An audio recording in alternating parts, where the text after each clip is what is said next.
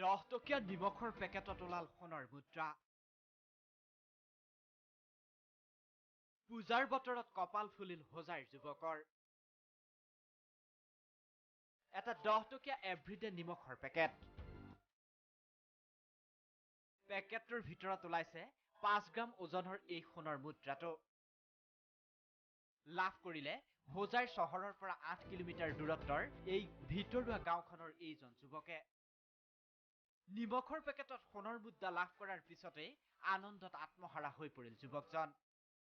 নগনটো পেকেটত ঢালাৰ পিছত মানে টেমাত ভৰাব অৱস্থাত সোণালী ৰঙৰ এটা কিবা বস্তু পৰা দেখিছিলোঁ। তেতিয়া দেখিলোঁ তাত কিবা টুকুৰা এটা ওলাইছে। সোণৰ কইন্স পাইছে? হয়, এতিয়া মই বহুত আনন্দিত যেতিয়া মই সোণৰ কইন্স পালোঁ। কিমান টকা নিমখৰ পেকেটটো? 10 টকীয়া নিমখৰ পেকেট 1 কেজি। এভৰিডে নিমখৰ পেকেটত 5 গ্ৰাম সোণৰ মুদ্ৰা ওলোৱাৰ পিছত সন্তুষ্টি ব্যক্ত কৰিছে গাঁওখনৰ বাসিন্দাসকলেও।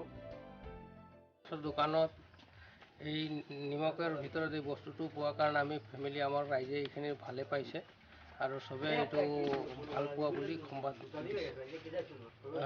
এইটো নিমখ এতিয়া ব্যৱহাৰ কৰিম। উল্লেখযোগ্য যে এভৰিডে চল্টে আগবঢ়াইছে কেতবোৰ আকৰ্ষণীয় উপহাৰ। সেই অনুসৰি 10 টকীয়া এভৰিডে নিমখৰ পেকেট ক্ৰয় কৰিলে আপুনিও লাভ কৰিব পাৰে সোণ বা ৰূপৰ মুদ্ৰা।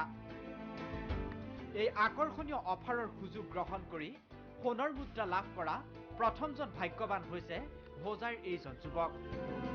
আপুনিও যদি সোণ বা ৰূপৰ মুদ্ৰা পাই ভাগ্যৱান হ'ব খোজে তেন্তে ক্ৰয় কৰিব লাগিব এভৰিডে চল্টৰ নিমখৰ পেকেট। হোজাইৰ পৰা ৰুহুল আমিন, DY365।